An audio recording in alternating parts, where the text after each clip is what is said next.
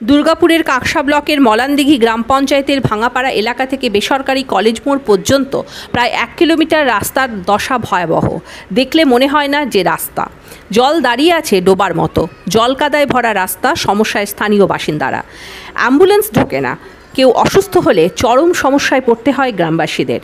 কলেজের পড়ুয়াদের অনেকে সেখানে ভাড়া থাকে, তারা কলেজে যেতে পারে না ওই রাস্তা দিয়ে, অনেকখানি ঘুরে যাতায়াত করতে হয় তাদের।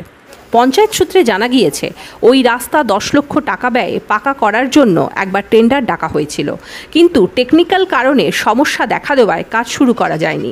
ফের টেন্ডার ডাকার প্রক্রিয়া শুরু হয়েছে বলে জানিয়েছেন পঞ্চায়েত প্রধান পাকুমণি সোরেন।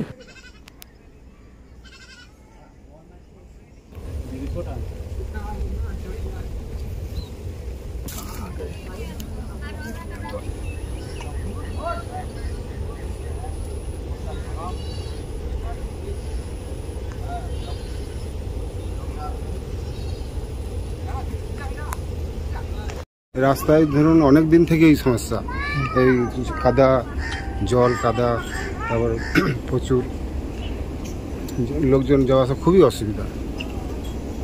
তাই রাস্তাটা যাতে তৈরি হয় আমি একটু চাইছি। তো এই রাস্তাটা কি পঞ্চায়েতের পক্ষ থেকে করা হয়নি? কেউ কিছু করেনি। জানানো হয়েছিল? সব জানানো হয়েছিল। তারপর দেখে যাচ্ছে, বলছে হবে হবে করলো, এমনকি 100 দিনের কাজে কিছু মাটি ফাটি দিয়েছিল। তারপর আর হবে হবে করেই পার করছে, কিন্তু হচ্ছে না। ওইখানে হবে হবে করছে, হবে হবে বলেনি। এমনকি কাঁচা ড্রেন একটু করেছিল হালকা করে, ওই সাইডে সাইডে প্রচুর অসুবিধা। এটা দেখতেই তো পাচ্ছেন, একদম অসুবিধা। এতে জল হলেই আর এই রাস্তা পেরোনো যাবে না। এই রাস্তাটা কতটা একদম পর্যন্ত কলেজ। তার মানে এখান থেকে পড়ুয়ারাও যেত? হ্যাঁ, যেতে পারছে না। না, এমনকি কলেজ ছেলে গ্রামে ভাড়া আছে, একটু শর্ট রাস্তা, মেন রাস্তা এটা। ওইদিকে তো রাস্তা আছেই, জিটি রোড, কিন্তু এটা একদম কায়দা। তা ওরা এই কষ্ট করেই যাচ্ছে।